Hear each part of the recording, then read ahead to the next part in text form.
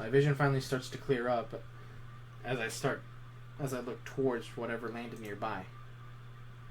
A different pair of red eyes looks back at me and lunges at me before two familiar robotic arms grab me and pull me back out of the kitchen and into the atrium.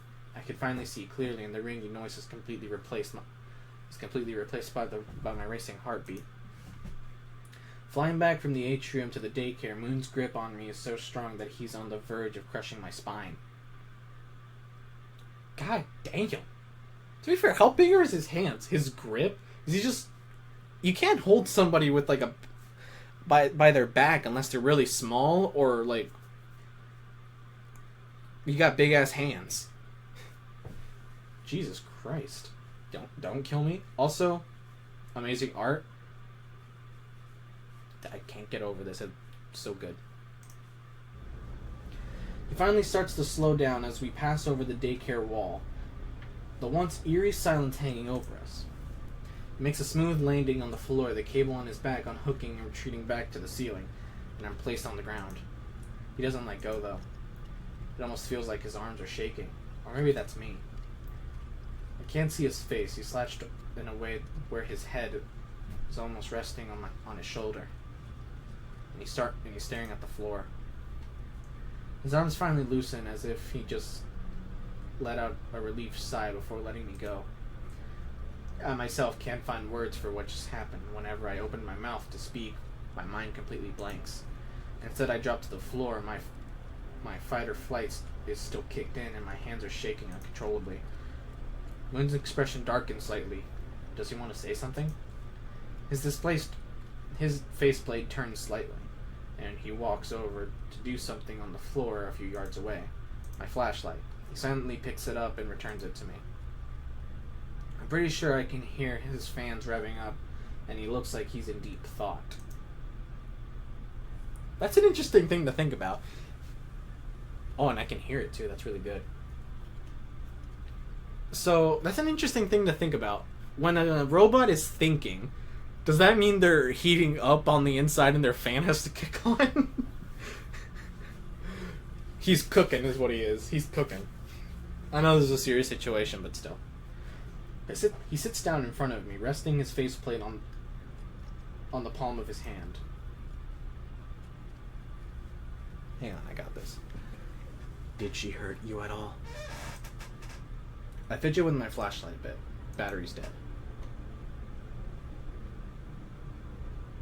Almost. I'm sorry for not being there sooner. It's fine. I didn't want to say the other one because that would make me feel like an asshole. I decided to go. He didn't make me go. He asked if I wanted to go. It's fine. You could have died. Well, I didn't. You shut up quickly. You shut up quickly enough that it didn't happen. So, barely. Why do you care so much anyway? I basically just got here, and well, you barely know me. This is my job. I don't just look after the kids that come in and out of the daycare. Everyone that steps into the building is my responsibility. And now that includes you too, Chase. Moon suddenly gets back up and walks over to the massive doors by the desk. Where are you going? Locking this place up.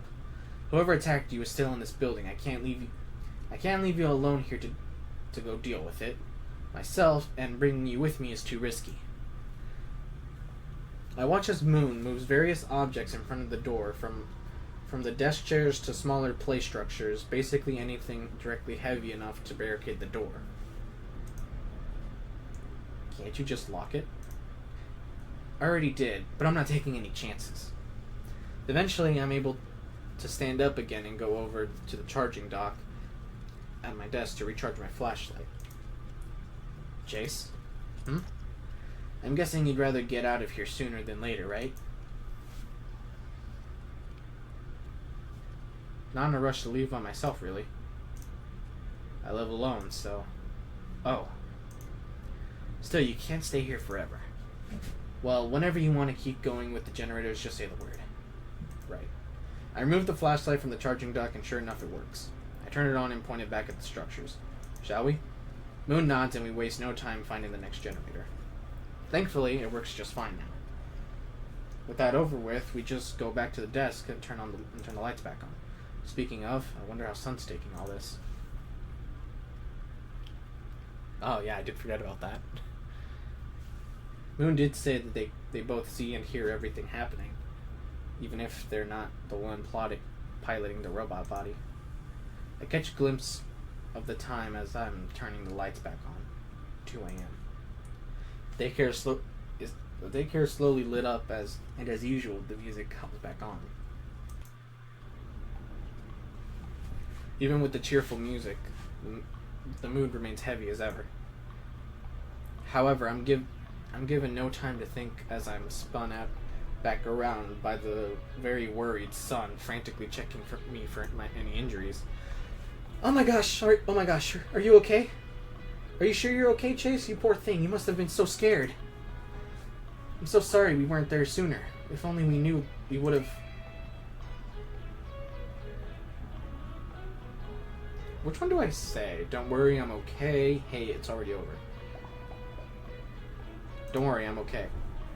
Sun, don't worry, I'm okay. Sun still looks guilty. He continues to check my arms and torso to see if I'm hurt. But at least he isn't pulling me around like a rag doll. I have to worry. Keeping everyone safe is my job. If I can't protect one person, then... Sun is visibly distraught. His rays are practically drooping. Rays? Oh. Interesting. It's very interesting that the pose is the same, but the face isn't. Kind of makes me think that each drawing is the exact same, but whenever you made the face, you had them on a different layer, making each different emotion, but having the basic shape the same. So it's the same drawing, but the face is different on each drawing. And I'm guessing that's what you did here. I don't know the specifics, but I'm guessing that's what you did. To most people, that's probably obvious, but that's me figuring out how to do art, because I don't know how to art. I don't know how to art, of course. Yeah, I'm just going to say that. Seems that didn't help much. Calm him with words, calm him with a hug, continue your jog. Hug. It's a bit out of reach, considering how tall he is compared to me, even when kneeling. How short are we? We're not a kid. We're an adult. Like, here's the thing. Sun in the games is kneeling down, and he still seems to be at least 3 to 4 inches taller than Gregory. So, as a full-grown adult, at least 2 inches smaller than Vanessa, we should still be at least shoulder height to him. At the very least. Unless unless he's taller in this one. Maybe. I'm not 100% sure. I might have to split this into multiple videos, considering how long it's taking me to read, but at the same time, I don't really feel like doing that. Maybe I will, maybe I won't. Who knows?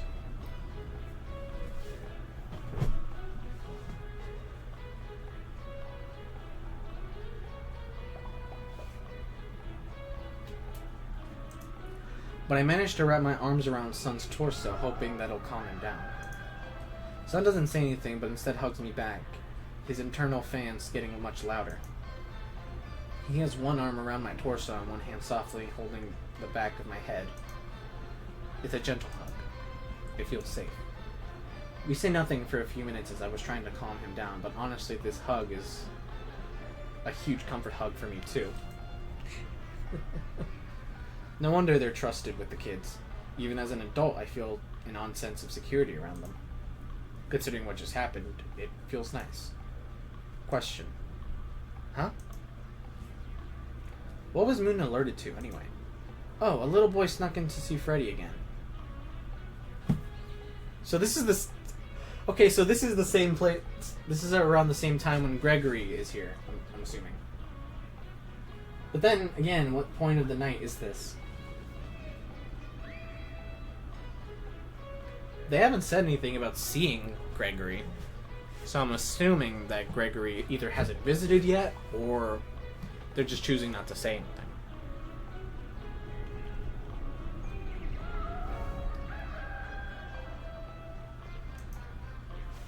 He seems irritated when he says that. Again?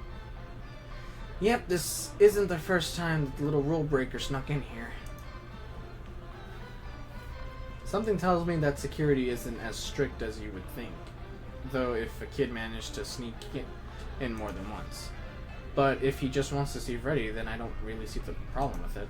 It's not like the kid's hurting anyone, and I doubt Freddy's gonna let him get into trouble. He seems almost playfully bitter. What did this kid even do? Maybe I should ask later. Though I have to keep going with the generators. I don't get very far, though, before I'm suddenly picked up by Sun. What the? Where are we going? Sun manages to carry me with one arm, using the other one to move various objects in the front desk and the front of the massive door, making sure no one's getting in here. Can't you put me down, though? No, after all that, there's no way I can leave you on your own now. What if that person finds you here, and we're not around? Sun, we're in the same room. If that person somehow got in, I'm pretty sure you'd notice. Sun, looking up at Sun's face, I noticed the long cable glowing from the ceiling to hook Sun onto Sun's back. You heard Moon. We're not taking any chances. This is a very, very good shot. Very cute.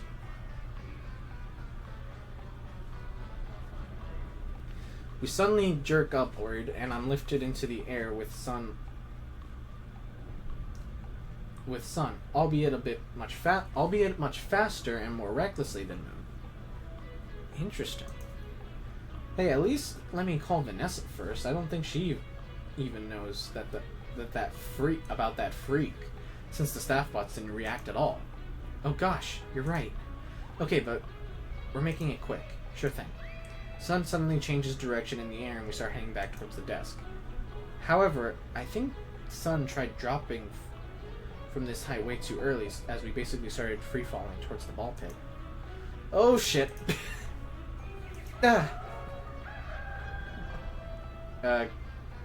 If I let go of Sun, he's gonna feel guilty. So I'm gonna grab onto Sun. I'm barely able to grab onto Sun before gravity takes me. We're both tangled in the cable, though. Once again, we're stunned into silence.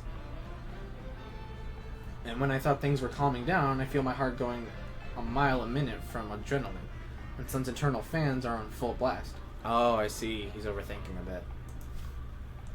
I keep clinging to Sun for dear life as we're slowly lowered into the ball pit. Clutching my chest with one hand over my racing heart, I'm able to get out of the tangled webs pretty easily. Sun is clearly having a harder time, though, just trashing in the tangled cable. Sun, chill out. Let me get you out of that. No thanks. I'm fine. I can get myself.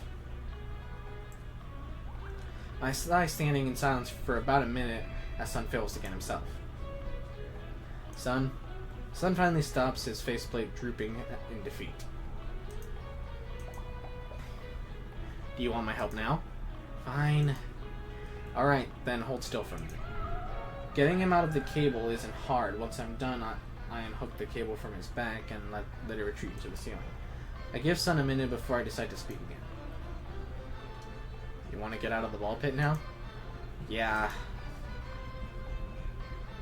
I can't tell if he's upset or embarrassed at what just happened as we exit the ball pit and make the walk back to the desk. That's kind of why I don't use the cable, funnily enough. I usually just leave it to Moon. Oh, really? Actually, I kind of get it now. Not to diss you or anything, but Moon seemed to know what he was doing, I think. Yep, he has a lot more time and practice because of patrols, plus being active whenever kids are sleeping.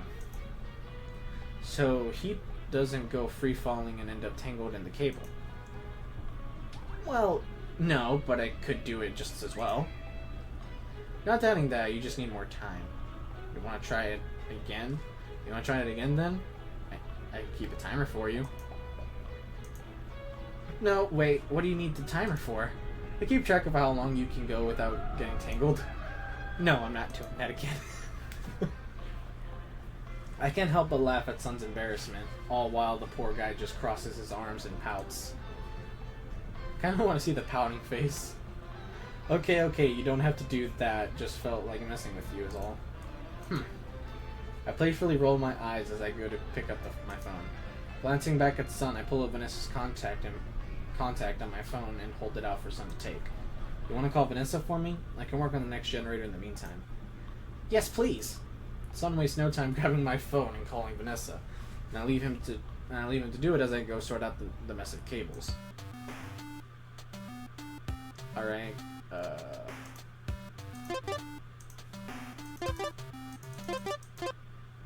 Nice. Standing up straight, I stretch my arms over my head and glance back at the Sun on the phone. Back at Sun on the phone. As he has the device held in front of him, probably on speaker mode, and he seems concerned. Not only that I was really paying attention, but what he was doing just now. There's no need for that, I'm sure. You'll see what I mean if you look at the cameras. Maybe not right now, but whenever you have time. He's waving his other hand in front of him nervously. His rays have shrunken a little bit. What did Vanessa say to him? Sun glances over to me for a moment before Vanessa starts talking again, and he sets his attention back on the phone. If something really did happen, the staff bots would have let me know. But what if they don't? That shouldn't be possible. I'd believe it if it was just one bot, but there's no way that many of them would just stop working out of nowhere. Well, what if they didn't think the person was dangerous? Son, that's not possible.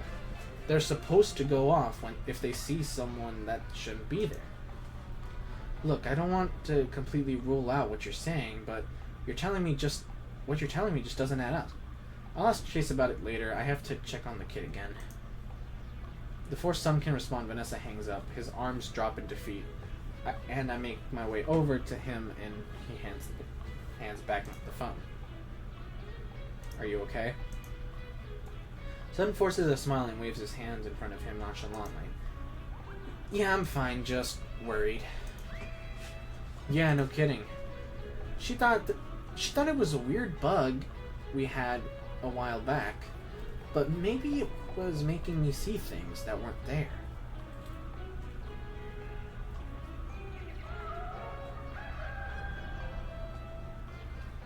Interesting. So, they had a bug that made them see things that weren't there. A bug? It's a long story. But she thought maybe I was hallucinating a rabbit we used to have here. When I told her the person, it was just like a rabbit. What? Yep, I tried telling her that it was real since you were there, and there used to be a rabbit here? Huh? Yeah. I don't know much about him, other than his name was Bonnie, and he was one of the Glamrocks. Huh. Yeah, the others don't really like to talk to about it, so... I'm guessing that's something else we can ask Vanessa about later. Maybe. Remembering what I'm supposed to be doing, I put my phone back in my pocket and go to the computer to shut off the lights for the third time. Halfway there, glancing at the digital clock in the corner on the screen, I keep a mental note of the time, 3 a.m. Okay, so assuming that this is like a 6-hour thing, this might take over an hour to complete, especially since we're getting one of 3 endings here. I'm gonna try going for the moon ending. I'll go for the sun ending next time. Wait, what? I hit history by accident.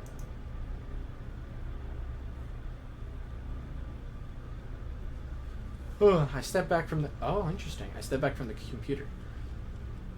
I know I have to hurry up and get this done, but now that my adrenaline is starting to wear off, I don't know if I can.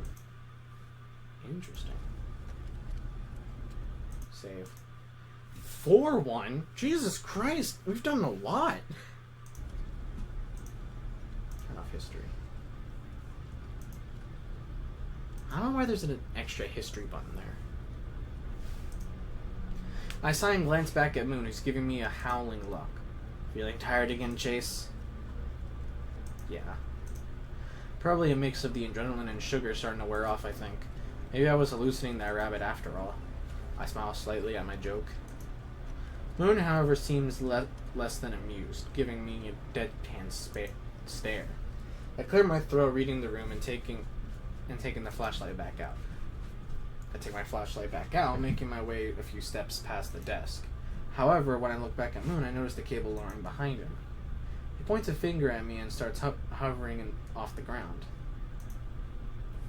Stay there, I'll be right back.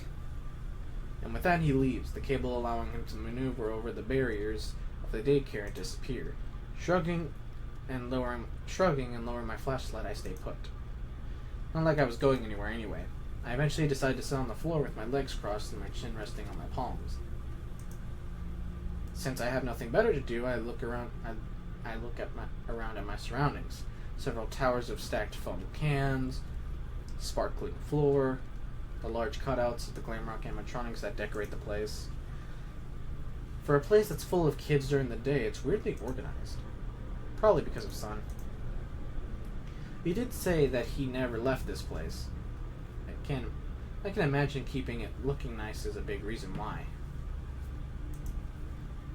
I can't help but feel kind of bad, though.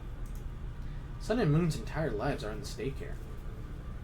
I mean, yeah, they're the daycare attendant. I don't know why we're feeling bad.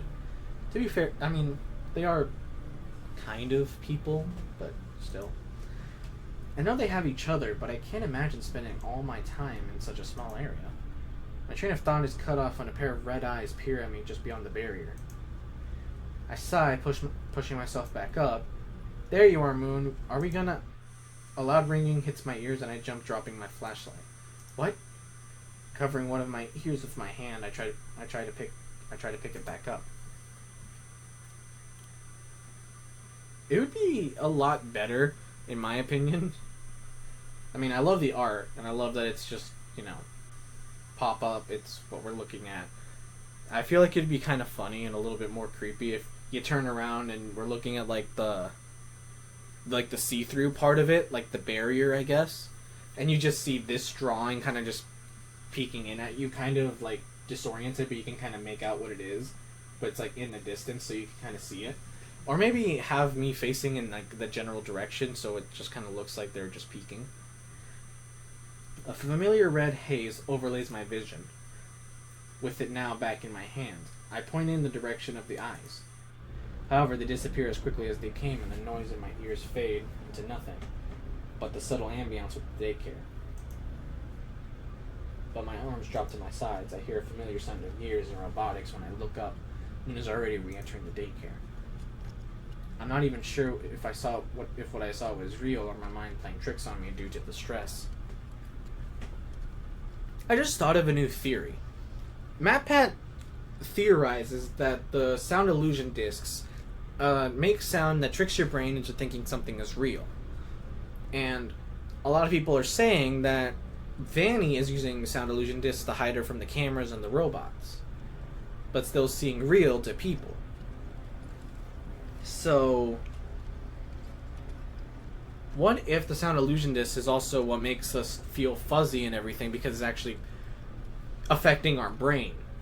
It isn't that hard to use sound to hurt somebody in a way that makes their vision go red like this. I'm pretty sure it's possible.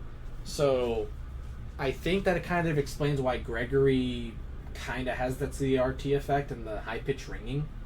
But at the same time, we are describing reddish tint in our eyes. Kind of like what we get with the, I can't think of it, but you know what I'm trying to say. The reddish thing.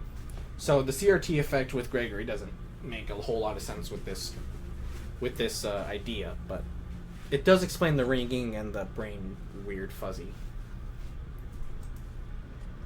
Either way, I try taking deep breaths to calm down my rapidly beating heart as Moon approaches me, the cable unhooking from his back and retreating back up. I wanted to do a quick check around the daycare just to keep an eye on things. But also I brought you this. It gives me an open can of Fizzy Faz, and although reluctantly, I take it. So, nothing out of the ordinary? So far, no. That's good. He stares at me for a moment as I take a long sip of my soda, somehow it tastes even sweeter than normal. Did something happen while I was away? Hmm? Your heart's racing. Oh, God. Telling the truth, lie. I don't want him to worry. So, I feel like I should play this as I would act realistically, but I also would rather him not worry. No, not really. I was just kind of looking around the place for a while and waited for you to come back. Moon lets out an unamused hum. Then why is your heart rate so fast? Quick, how do I lie my way out of this? Just my mind wandered back to what happened. Probably better that we get this done quickly then. Yeah, probably. The sooner I've gone, the less opportunities for me to be made into pizza dough. Moon gives another deadpan look. Seriously? I shrug. What? Not funny. Sorry, I couldn't resist some dark humor. I've gotten more sun tokens than I've gotten moon tokens. How do I make Moon love me? I mean, like me. I turned the flashlight on and off a few times, giving Moon a cheesy grin as he seems to roll his eyes at me. That was just bad. I know, I'm hilarious. Someone should hire you to do stand-up. I laugh and pull my flashlight towards the structures, determined to get back on track. Shall we now? Moon tilts his head at me. Shouldn't you give it a minute? Why? I don't think trying to work at this level of stress is a good thing. I'll be fine. I managed the past 12 hours on like 10 minutes of sleep. I'll live. Moon gives me a bewildered look, slightly in annoyance. Okay, we can check one generator and then you're taking a break. Sure. I begrudgingly give in for now. Moon nods his head and at the structures, motioning for me to follow him as he leads me into the next generator. I set the soda can on the ground by the structures before I follow Moon in. He plops down next to the generator, looking over at me. Go on. I nod, putting my flashlight down so I can test the generator. The machine's LEDs turn green and the mechanisms go roaring to life. Good, no problems.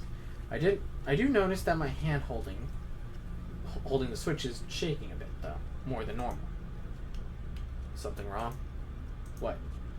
You're just staring at it. Oh. I switch the generator back off and pick up my flashlight before making my way out of the structure. After picking up the soda can I left on the ground, I wait a moment for Moon to follow, lightly tapping my foot on the ground. We're definitely stressed and terrified, and I am currently looking at the door to my office, and it's open. I'm gonna go close that. If my chair would get out of place.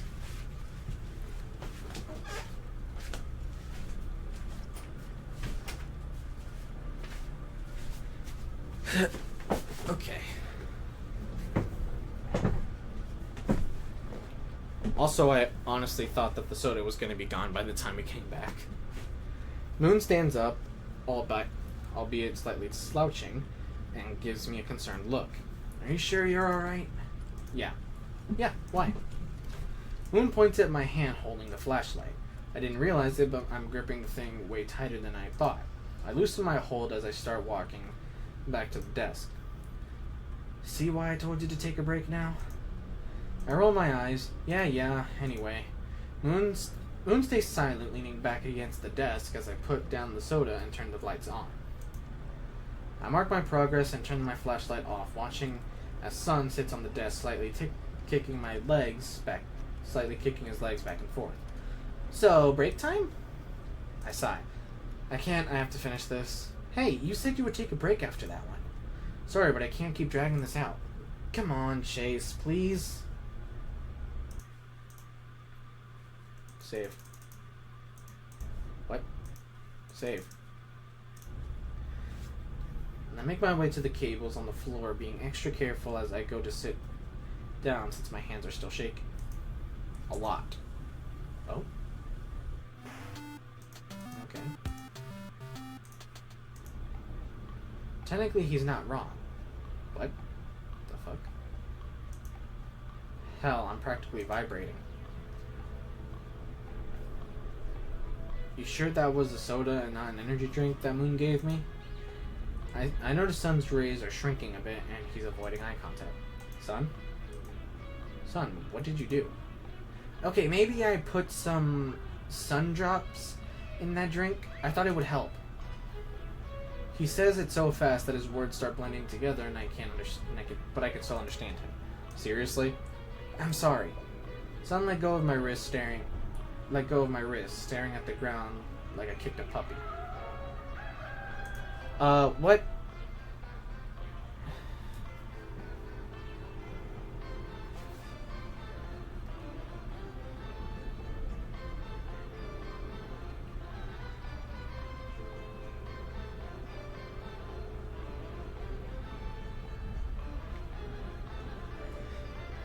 Oh. Okay, I don't know what happened. I think it's skipped a bit. Sun says no. What the? Suddenly grabs my wrist and practically drags me off the wall. You're shaking. It's not safe to do that now. Technically, he's not wrong. Hell, I'm practically vibrating. And then that's where we kick off. Uh-huh. I try to go back to the cables, only for Sun to drag me over to the desk again. Sun, really? I know I messed up, but really, but messing with cables and machines with shaky hands isn't safe.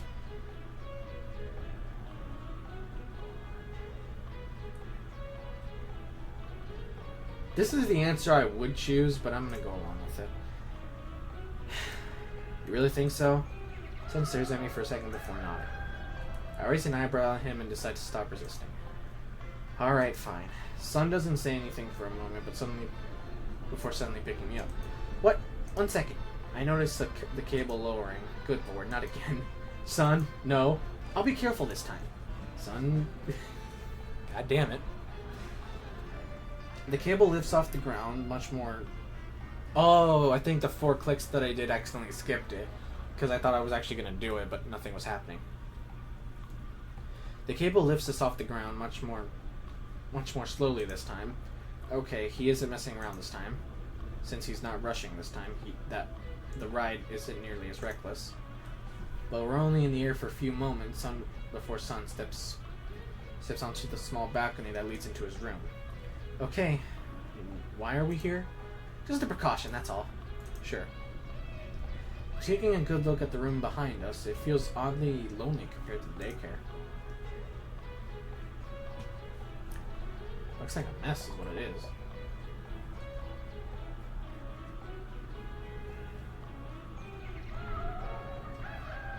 There's a small staircase leading into this space, which is only faintly illuminated by the bright fluorescent lights behind us.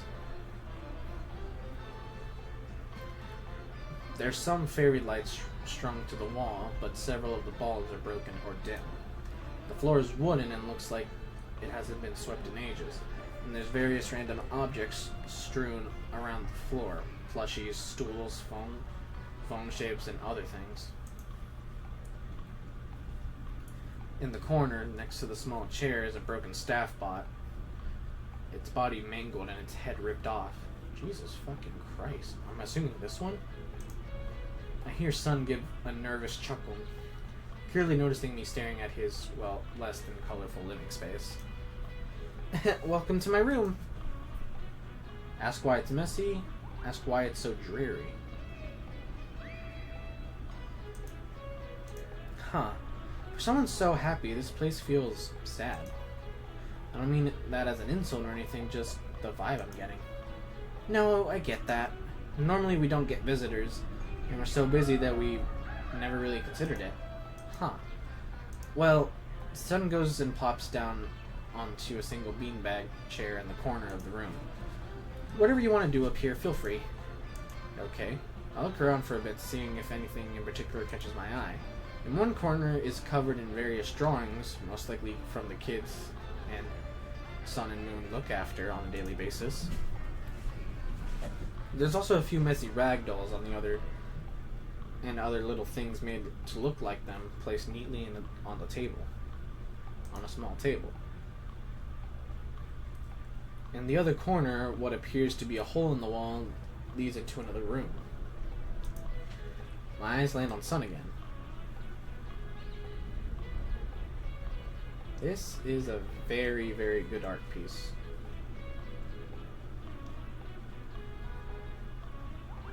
The damaged staff bot head rests on his lap as he tries to reattach its head.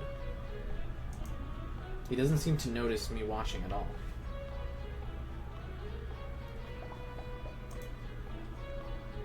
Seeing how carefully he's being with him makes me wonder how much that bot got up here, and makes me wonder how that bot got up here in the first place. But maybe I should leave that question for later.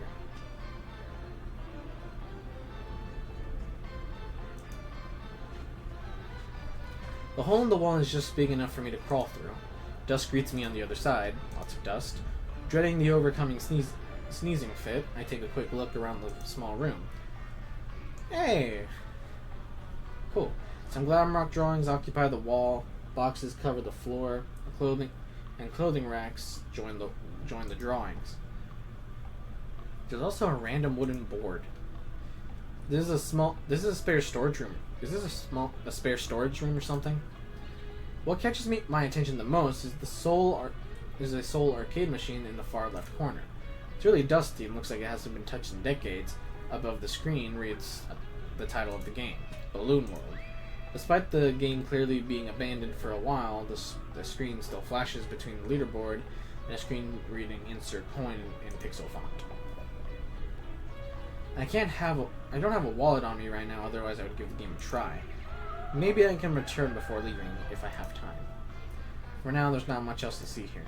However, as I make my way back through the hole, I notice that the lights in Sun and Moon's room are out.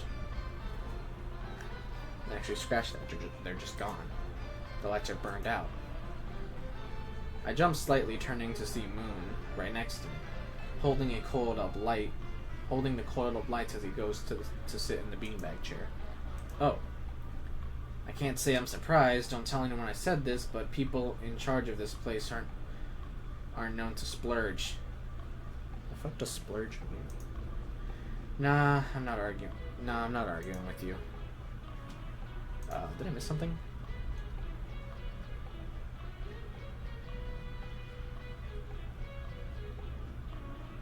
Oh. The lights burned out. Oh. Yeah, there's no context. I will give them some credit, though. If it weren't for them being stingy, I might not have even been here right now. What? Remember that bug we've been mentioning? I nod. Moon leans back in the chair facing the ceiling. If you want, I can tell you some things. I'd be lying if I said I wasn't curious. It would definitely explain some things.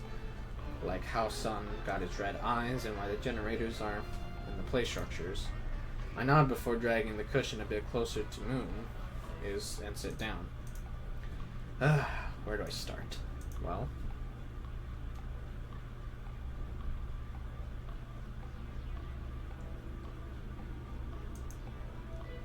how exactly did you two deal with that bug? I'd say Sun was the one left to deal with it. The lights in here were kept on at all times, meaning Sunny was always active. As for me, I wasn't in full control of myself, so the bug mainly affected you. Technically. However, I wouldn't be lying if I said Sun wasn't affected at all. While the staff was using the generators to deal with me, Sun was left on his own for a while. I won't go into detail, but I can't imagine what that felt like for him. Some would go weeks without seeing anyone while still having me to deal with. Besides, arms spreading out onto the floor as he stares at the ceiling. I should have fought against that bug harder than I did. Well, that certainly clears some things up. But it doesn't answer anything. I still have no idea what exactly the bug did to Moon. But from what I can tell, it sounds pretty bad. That and how the bug came about in the first place is still a mystery to me. Maybe now isn't the time to ask.